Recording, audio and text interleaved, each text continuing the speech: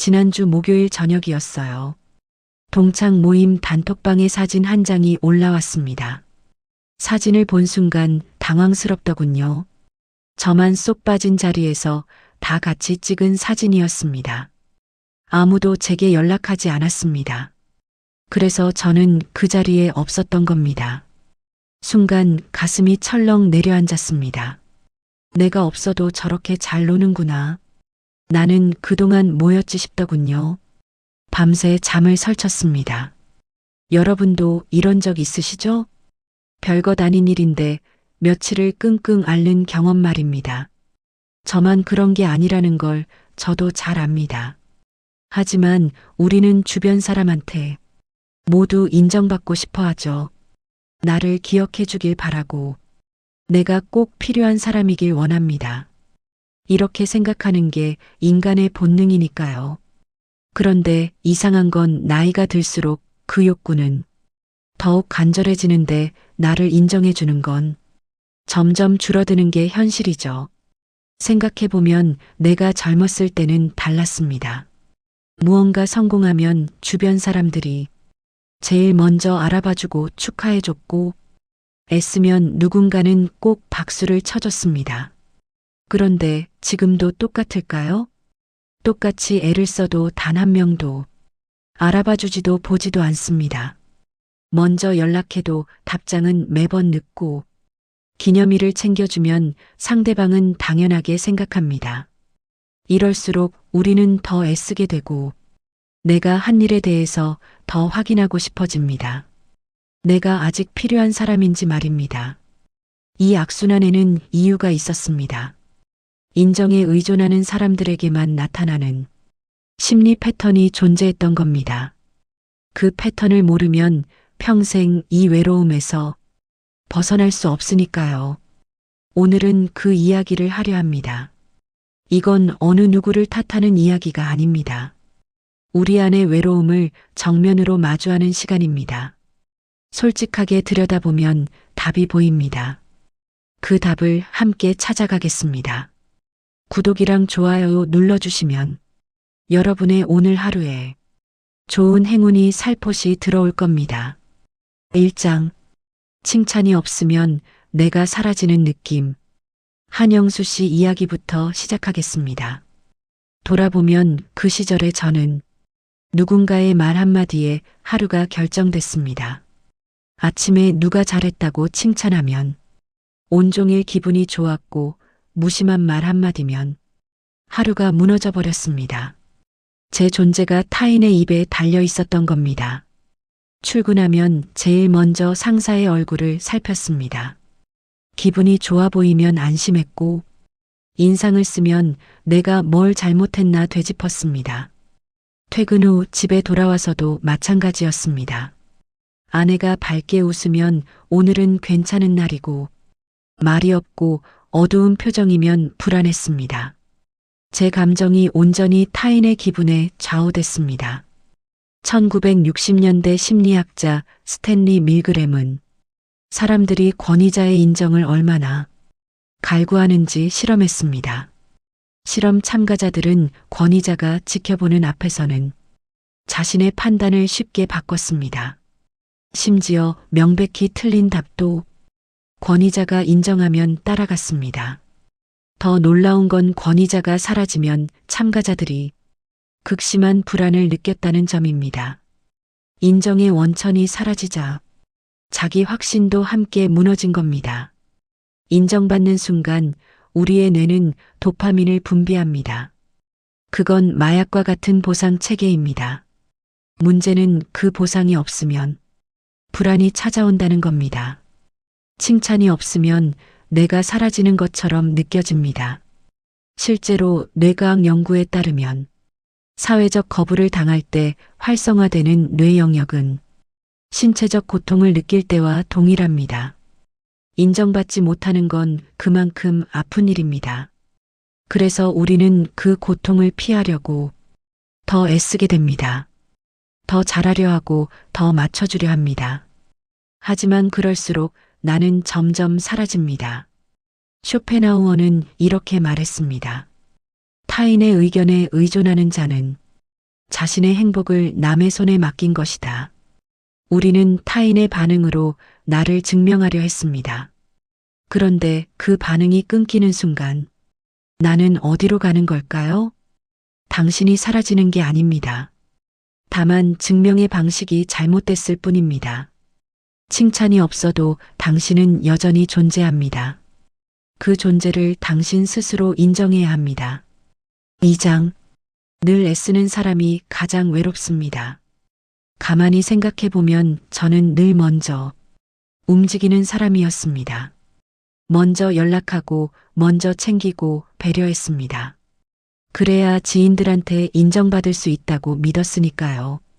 그런데 이상하게도 그럴수록 외로움은 커졌습니다.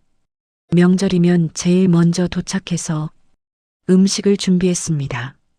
다들 편하게 앉아 있을 때 저만 부엌을 오갔습니다. 아무도 시키지 않았지만 제가 알아서 했습니다. 그래야 좋은 며느리, 좋은 엄마로 인정받을 수 있다고 생각했습니다. 하지만 아무도 고맙다는 말을 하지 않더군요. 심리학자 로이 바우마이스터는 관계에서 과잉 노력이 오히려 거리감을 만든다고 밝혔습니다. 상대는 내 노력을 당연하게 여기고 나는 점점 더 많은 걸 기대하게 됩니다. 결국 기대와 현실 사이의 간극이 외로움으로 변합니다. 더 심각한 건 과잉 노력이 상대에게 부담을 준다는 사실입니다. 사람들은 받기만 하는 관계에서 죄책감을 느낍니다.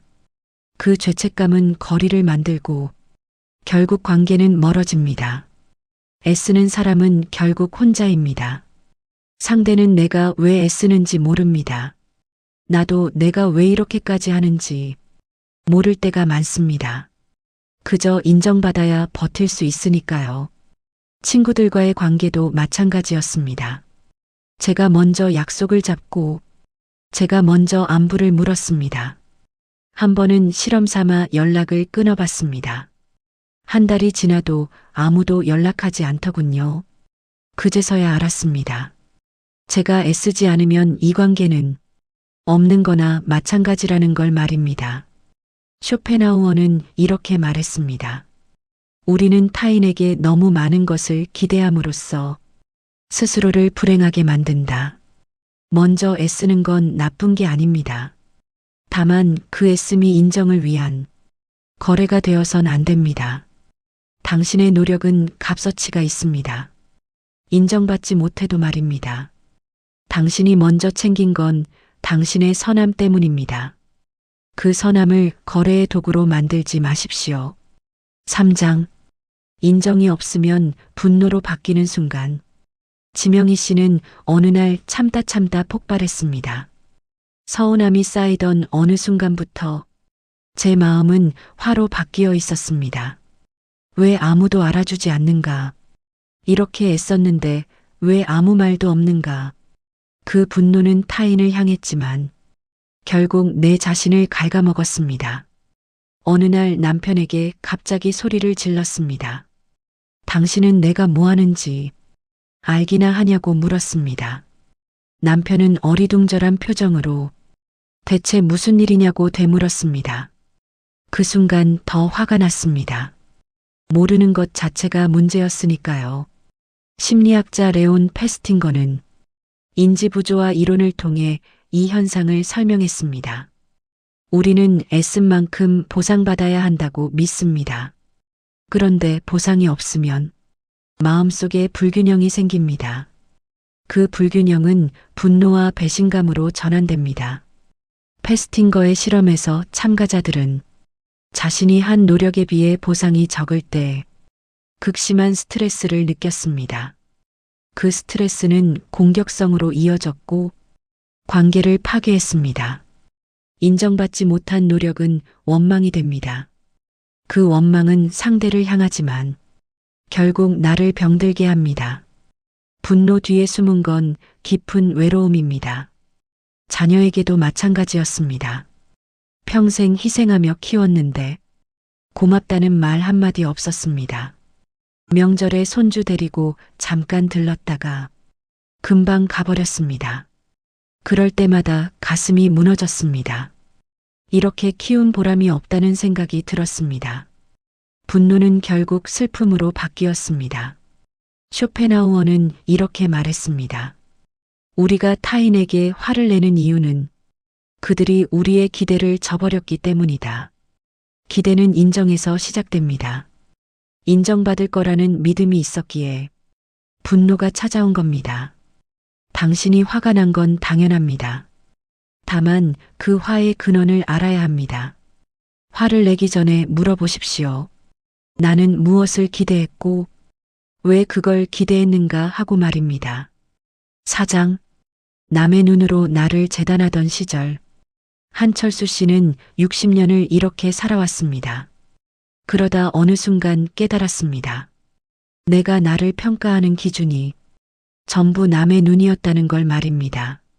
내가 잘하는지 못하는지 남이 정했고 내가 괜찮은 사람인지도 남이 결정했습니다. 나는 그저 그 판단을 기다리는 사람이 되었습니다. 거울 앞에 서면 제일 먼저 남들이 나를 어떻게 볼까 생각했습니다. 이 옷을 입으면 촌스럽다고 할까? 이 머리는 나이에 안 어울리. 제 취향은 중요하지 않았습니다. 남들 눈에 괜찮아 보이는 게 중요했습니다. 사회심리학자 찰스 쿨리는 거울 자아 이론을 제시했습니다. 우리는 타인의 반응을 거울 삼아 자신을 인식한다는 겁니다. 그런데 그 거울이 왜곡되면 나도 왜곡됩니다. 쿨리의 연구에 따르면 사람들은 자신이 타인에게 어떻게 비치는지 끊임없이 상상합니다. 그리고 그 상상이 자아 개념을 형성합니다. 문제는 그 상상이 대부분 틀렸다는 겁니다. 남의 눈에 비친 나는 진짜 내가 아닙니다. 그건 남들이 원하는 나의 모습일 뿐입니다. 그 모습에 맞춰 사느라 정작 나는 사라졌습니다. 취미를 가지려 해도 남들이 뭐라 할까 걱정됐습니다. 이 나이에 기타를 배우면 이상할까? 그림을 그리면 한가하다고 할까? 결국 아무것도 하지 못했습니다. 남의 시선이 두려워서 말입니다. 친구들과 모임에서도 마찬가지였습니다.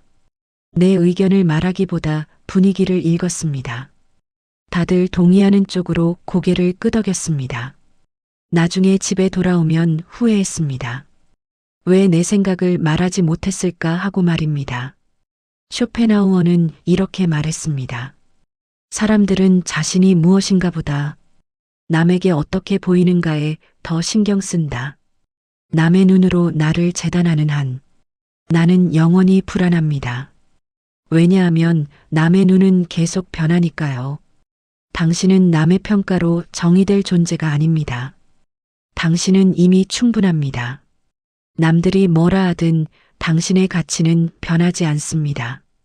이제는 당신 자신의 눈으로 당신을 봐주십시오. 5장. 도와주고 나서 서운해진 이유.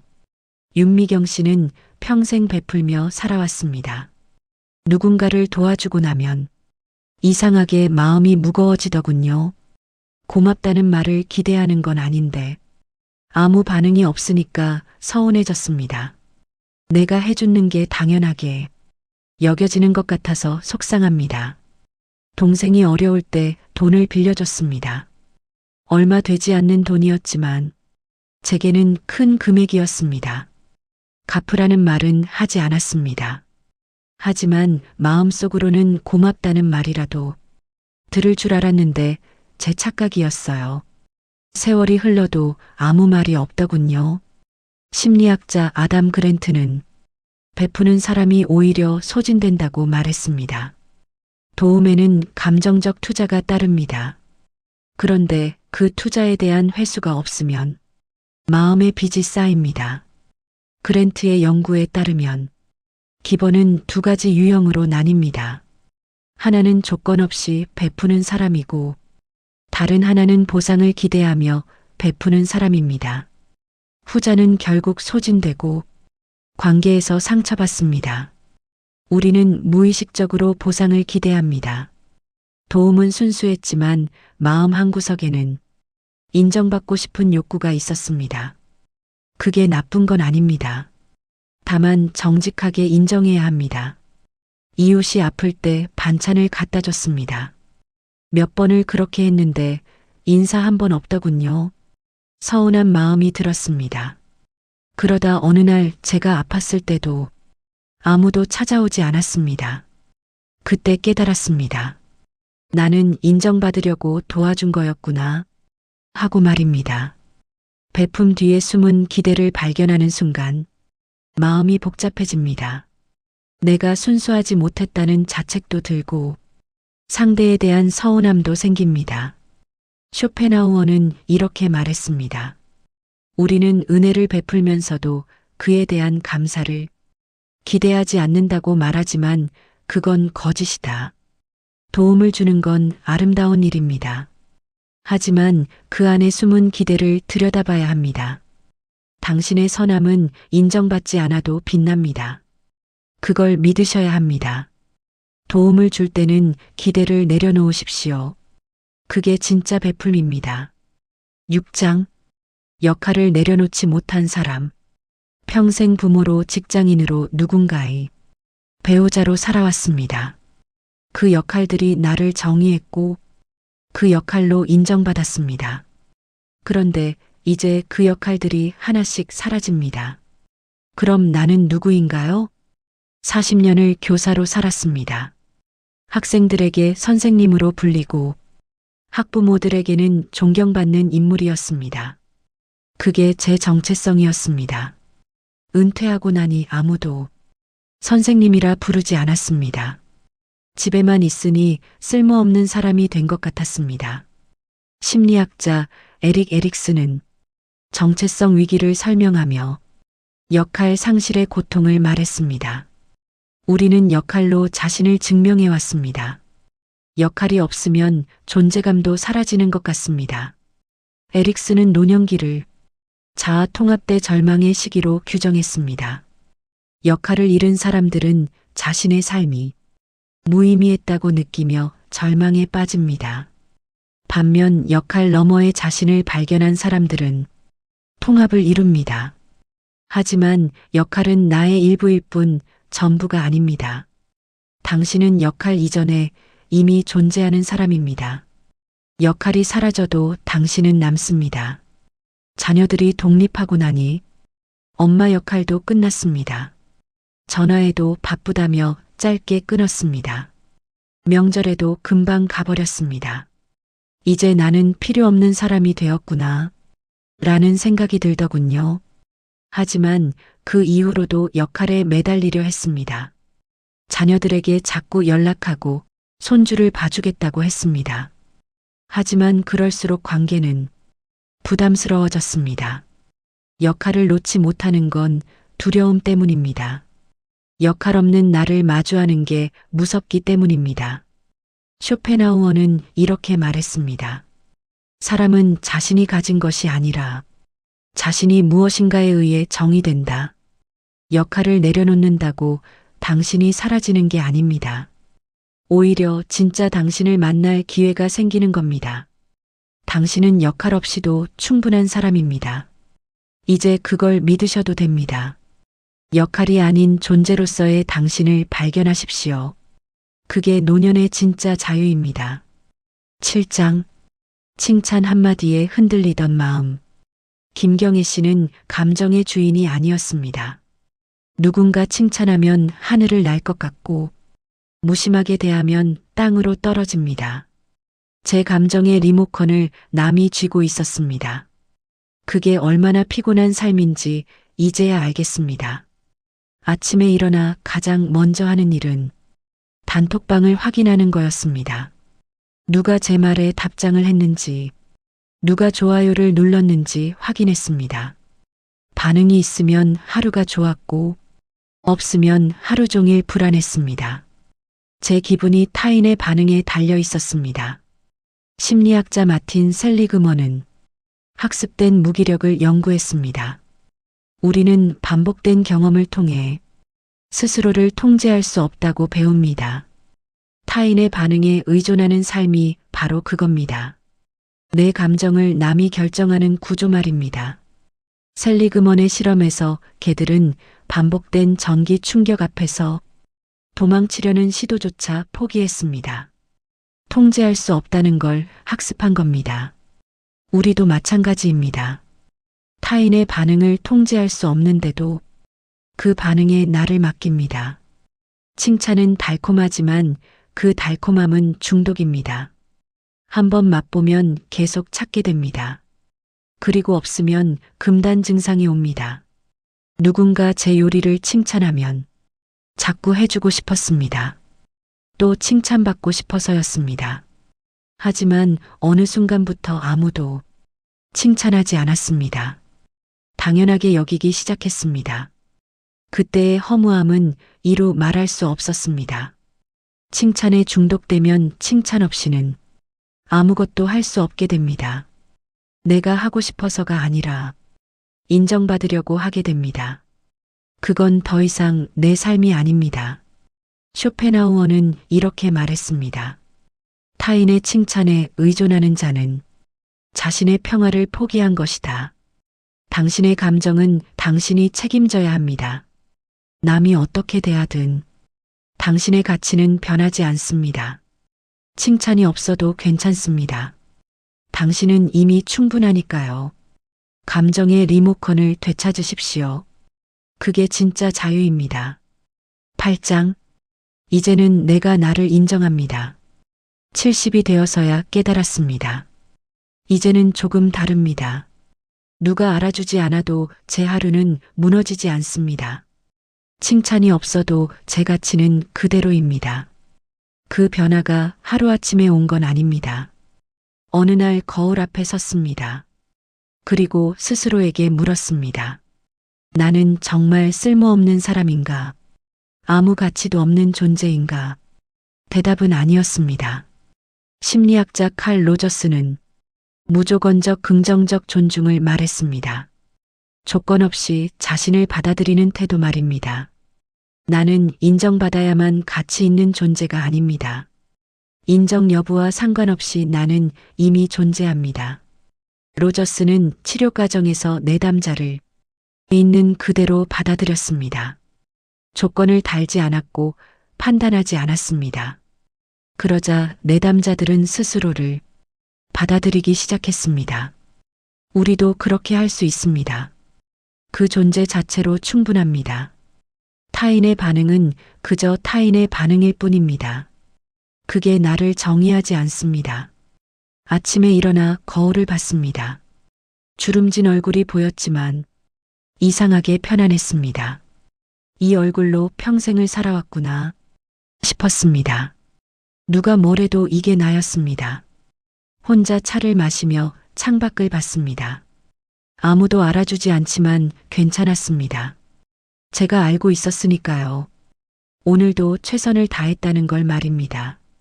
자녀들이 연락하지 않아도 섭섭하지 않았습니다. 그들에게는 그들의 삶이 있습니다. 저에게는 제 삶이 있고요. 쇼펜하우어는 이렇게 말했습니다. 진정한 자유는 타인의 의견으로부터 독립하는 것이다. 이제 저는 저를 인정합니다. 오늘 하루 최선을 다했다면 그걸로 충분합니다. 누가 알아주지 않아도 괜찮습니다. 제가 알고 있으니까요. 타인의 인정이 아닌 나 자신의 인정으로 살아갑니다. 그게 제가 찾은 평화입니다. 인정받고 싶었던 그 마음을 부정하지 마십시오. 그건 잘못된 감정이 아니었습니다. 다만 우리는 그 욕구를 잘못된 방식으로 채우려 했을 뿐입니다. 타인의 반응에 나를 맡기는 건 너무 위험한 일입니다. 그들은 언제든 변할 수 있고 그들의 기준도 늘 흔들립니다. 그런데 우리는 그 불안정한 것에 나를 걸었습니다. 평생을 그렇게 살아왔다는 게 억울할 수도 있습니다. 왜 진작 깨닫지 못했을까? 후회할 수도 있습니다. 하지만 지금이라도 알게 된 게 다행입니다. 늦었다고 생각할 때가 가장 빠른 때라는 말이 있지 않습니까? 이제는 조금씩 달라질 수 있습니다. 타인의 인정이 없어도 당신은 이미 충분한 사람입니다. 오늘 하루를 살아냈다면 그것만으로도 의미 있는 일입니다. 누가 알아주지 않아도 당신은 가치 있는 존재입니다. 그 사실을 당신 스스로 인정해 주십시오. 아침에 일어나 거울을 보며 스스로에게 말해 보십시오. 오늘도 잘 버텼다고, 수고했다고 말입니다. 처음에는 어색할 겁니다. 평생 남에게 들으려 했던 말을 스스로에게 하는 게 낯설 테니까요. 하지만 계속하다 보면 조금씩 익숙해집니다. 그리고 어느 순간 깨닫게 됩니다. 내가 나를 인정하는 게 가장 중요하다는 걸 말입니다. 쇼펜하우어는 말했습니다. 행복은 외부에서 오는 것이 아니라 내면에서 발견하는 것이다. 이제 외부의 반응을 기다리지 마십시오. 당신 안에 이미 답이 있습니다. 타인의 시선 없이도 편안해질 수 있습니다. 그 편안함은 조용하지만 단단합니다. 당신이 당신을 인정하는 순간 외로움은 조금씩 물러갑니다. 그리고 그 자리에 평화가 찾아옵니다. 그 평화는 누구도 빼앗을 수 없는 당신만의 것입니다. 이제 당신은 혼자가 아닙니다. 당신 곁에는 당신이 있습니다. 그것만으로도 충분합니다. 누군가의 인정을 기다리며 불안해하지 않아도 됩니다. 당신이 당신을 믿어주는 것으로 충분합니다. 그 믿음이 당신을 지켜줄 겁니다. 오늘부터 시작하십시오. 작은 것부터 스스로를 인정해주는 연습을 말입니다.